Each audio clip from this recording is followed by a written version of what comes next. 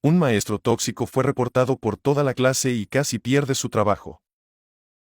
Hace muchos años, yo estaba estudiando ciencias de la computación en el Medio Oeste. Mientras la mayoría de mis maestros eran buenos, había uno que era notorio. Lo llamaré Dr. K. Él era un viejo, decadente y flojo profesor con un grueso acento asiático que llevaba enseñando por unos 30 años y había adoptado la vida de semiretirado profesor titular. Llegar a clase, tal vez. Ir a ayudar en el laboratorio, una sola vez en todo el semestre. De las 3-5 horas de clase a la semana, él estaba en el salón solo como la mitad y el tiempo que estaba en el salón era un completo desperdicio. Él solo pasaba diagramas y notas escritas a mano que eran indescifrables y se paseaba por el salón viendo a los grupos trabajando en ellos. Yo nunca entendí una palabra de lo que decía. Él nunca seguía la guía de la clase y nunca contestaba correos. Para alguien que esté llevando un curso de ingeniería, especialmente ya avanzado, esto no sonará tan loco. Pero aquí está el problema. Este maestro reprobaba, regularmente, a la mitad de la clase en un curso de alto nivel de arquitectura computacional. Esto es excepcionalmente raro y completamente injusto para una clase de este nivel, especialmente en una escuela estatal que no es de investigación. Normalmente los malos estudiantes ya habían sido desechados desde el primer año, así que, mientras el resto de las clases no eran ni de cerca fáciles, si hacías un esfuerzo honesto para aprender los materiales, deberías ser capaz de pasar la clase con buenas notas. Pero no era el caso con el Dr. K. Reprobar una clase a esas alturas de la carrera podía ser devastador ya que era una clase obligatoria. Ese maestro era el único que la daba y solo la daba en otoño. Pero no se podía molestar al Dr. K. No importaba la calificación de los exámenes porque podías tener la misma calificación que alguien más en todas las tareas y exámenes, pero reprobarías quién sabe por qué. Ese semestre yo fui uno de los 16 de los 31 estudiantes que reprobaron, aunque había tenido calificaciones similares que un par de estudiantes que sí pasaron. Fui a la oficina del maestro para hablar de eso, pero él no estaba nada accesible. No importaba que yo tuviera calificaciones similares a las de otros estudiantes que sí pasaron, dijo que había muchas formas en las que calificaba a sus estudiantes que reprobaban. Si no te gusta, siéntete libre de apelar la calificación, pero no ganarás. El hecho de que este pedazo de basura estaba ahí sentado en su escritorio tratando de retarme me molestó mucho, así que ahí decidí jugarle sucio. Mi escuela tiene una política para apelar bastante buena y razonable, con muchas posibilidades de que ganes. Yo sabía eso gracias a algunas de las bromas internas que se hacían. Mis otros maestros no veían bien al Dr. K, por lo que no solo a los estudiantes le desagradaba. Bueno, cuando apelas una calificación, los otros maestros del departamento son los que deciden si pasaste o no, analizando cierta evidencia. Es prácticamente criminal cuando él se sale con la suya, dijo uno de los maestros. Ahora, mi plan original era solicitar esa apelación y olvidarme del asunto, porque sabía que ganaría. Pero el Dr. K me había retado y ahora estaba molesto. Así que me reuní con todos los de mi clase en la librería. Creo que subestimé que tanto odiaban todos a este maestro porque todos los de la clase asistieron a esa reunión. Entonces les dije mi plan.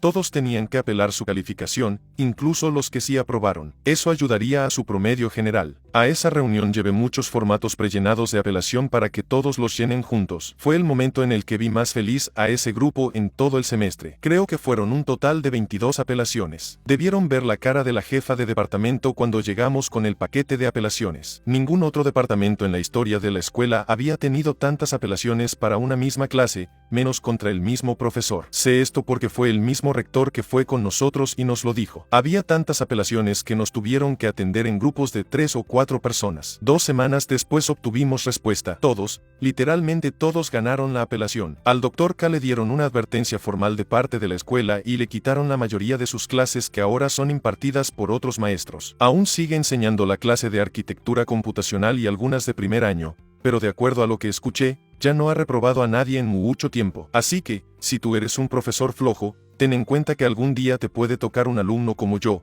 que provoca una insurrección en tu clase y le da vuelta a tu trabajo. La vecina no nos dejó estacionarnos en la calle frente a su casa y arruinó su vida por eso.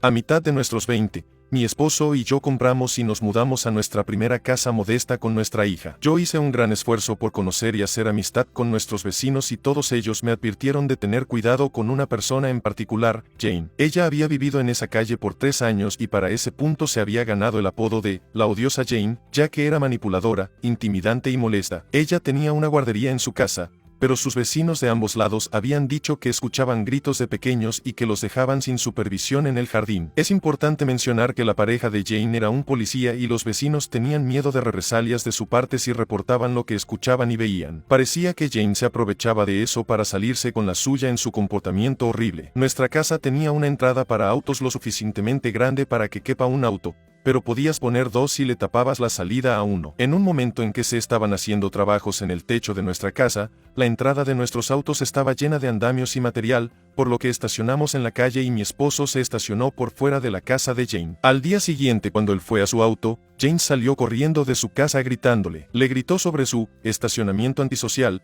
que su auto sería remolcado y que le rayaría la pintura si dejaba su auto ahí por más tiempo. Mi esposo le explicó con calma que la calle era pública y ella no tenía ningún derecho de adueñarse del espacio. Sus chillidos para ese punto eran tan altos que yo, y muchos otros vecinos escucharon y salieron a ver qué pasaba. La pareja de ella estaba en la puerta de la casa sin decir ni hacer nada. Cuando ella me vio en la banqueta con mi hija me apuntó con el dedo y me gritó, llamaré a servicios sociales contra ti si no te vas a la... Te voy a... Entonces le dije a mi esposo que vuelva y llamaremos a la policía. Ella respondió con, llámalos, te reto. Y mientras apuntaba a su esposo dijo, él es policía y te... No sabrás ni que te golpeó. En ese momento mi esposo miró a su esposo y dijo, ¿es cierto? ¿Estás de acuerdo con lo que ella dice? Él asintió con la cabeza y dijo, muévete o acepta las consecuencias, llama a la policía y no lograrás nada. Graciosamente, cuando saqué mi teléfono y llamé a la línea de no emergencias de la policía, en altavoz, e hice el reporte, ambos se mostraron menos confiados. Jane se quedó ahí boquiabierta y llevó a su esposo dentro de la casa y azotaron la puerta. Desde entonces no hemos sabido de ella. A su esposo lo suspendieron debido a todos los testimonios nuestros y de nuestros vecinos. Y cuando volvió a su trabajo, fue en un puesto más bajo. Desde ese incidente, a Jane le dieron una advertencia por alterar el orden público. Sin embargo, debido a un montón de reportes, su guardería fue clausurada y ya no tiene permitido trabajar en eso. Ahora su casa está en venta, sin embargo, ya que ella hizo un montón de modificaciones sin planeación y con un trabajo de mala calidad, el precio es significativamente menor del que debería. Todo esto les pasó por no dejar estacionarse fuera de su casa. Así se la devuelvo a los estafadores de Amazon. ¿Han escuchado de esos vendedores de Amazon que ofrecen productos gratis y tarjetas de regalo a cambio de que dejes una reseña positiva en su producto? Esto es lo que yo hago con ellos. Empecé a recibir artículos en mi correo como audífonos y otras cosas con una nota que ofrecía cosas gratis y tarjetas de regalo de $10 a cambio de dar una calificación de 5 estrellas en Amazon. Yo soy una gran calificadora. A través de los años he escrito más de 2000 reseñas en el sitio. Para mí, ese es el aspecto más importante de Amazon y nada me molesta más que las reseñas falsas para promover un producto basura. Así que dije, a la mierda. Y empecé a escribir la reseña, enviándole el link al estafador, recibir mi tarjeta de regalo de $10 y luego edité la reseña para explicar a detalle cómo es que este estafador estaba tratando de burlar el sistema de reseñas. De esa forma no solo desperdicié su dinero y su tiempo, sino que esa reseña puede ayudar a que la gente no caiga en sus productos basura. Un cliente me hizo un comentario machista y todos los meseros nos vengamos.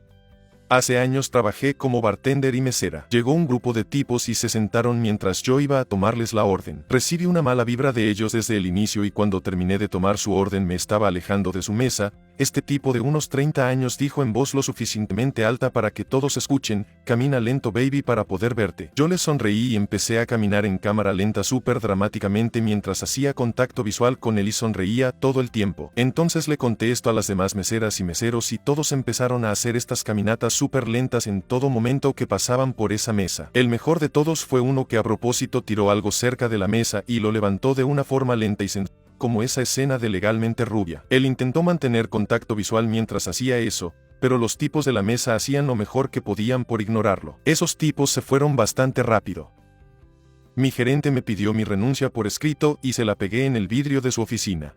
Mi primer trabajo de todos fue en comida rápida en Wendy's. Tenía 16 y la mayoría de mis compañeros también eran de edades similares. Siempre había trabajo por hacer, pero al trabajar en el turno de la tarde con un montón de adolescentes, había mucha holgazanería y ganas de solo pasar el tiempo. El trabajo no era lo mejor, pero tampoco era tan malo. Era tolerable. Luego nos llegó un nuevo gerente. Este tipo de 40 años era súper estricto y no toleraba nada de diversión en el trabajo. Desafortunadamente, yo me convertí rápidamente en su chivo expiatorio, porque era más fácil de controlar que a mis compañeros. Él se apoyó fuertemente en mí para arreglar lo que hacían otros. Eso me hartó muy rápido. ¿Por qué tendría que trabajar más que los demás por la misma paga? ¿Por qué tenía que hacer más trabajo que mis compañeros que seguían perdiendo el tiempo? Todo esto se lo dije a mi gerente, pero nada cambió. Él normalmente estaba ocupado escondido en su oficina, con sus vidrios de doble cara para poder ver a todos y que nadie pueda verlo a él. Él solo salía a veces para decirme que trabaje más duro y a todos los demás no les decía nada. Eventualmente fue suficiente. Un día caminé a su oficina y le exigí un aumento o que todos los demás hicieran la cantidad de trabajo que yo hacía. Él no escuchó y entonces le dije que tomara eso como mi aviso de renuncia de 2 semanas. Él dijo que necesitaba eso por escrito. Entonces arranqué un pedazo de papel de un cuaderno de su escritorio y escribí algo como, este es mi aviso de 2 semanas, y lo firmé. Luego salí de su oficina,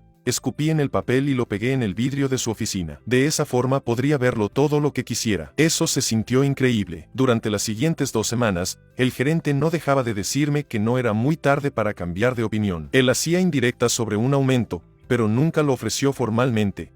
Le debiste decir que sí cambiaste de opinión y que no renunciarías, pero en el último día le dices, no, no me quedaré, nunca dije eso por escrito, ¿verdad? Los padres querían más tarea para sus hijos y se arrepintieron. Mi esposa le da clases a un adorable grupo de chicos en un área donde los padres son muy estrictos. Los chicos son de calificaciones de 9 y sus padres los presionan para que siempre tengan 10. En fin, en el nuevo ciclo escolar algunos padres estaban presionando a mi esposa para que deje tareas extra para puntos adicionales. Ella insistía en que era opcional para ella dar puntos extra y ellos elevaron el tema a la dirección para presionarla aún más. Otra maestra, que da la misma clase, pone toneladas de trabajos extra para puntos adicionales y ellos quieren que sus hijos estén en el mismo nivel. Con la noticia de que ahora mi esposa estaba obligada a dar las mismas oportunidades para ganar puntos extra, decidió involucrar a los padres en esto y empezó a dejar tareas como un ensayo de 5 hojas a mano y con letra legible sobre un evento histórico del que formaron parte, y un video de una entrevista de 20 minutos de sus opiniones y experiencias sobre ciertos eventos políticos que tuvieron cuando estaban creciendo y cosas como esas. Así que lo que hizo mi esposa fue dejar tareas para puntos extra que requerían un montón de tiempo de los padres. Pero mientras más tareas de ese estilo dejaba, menos participación había.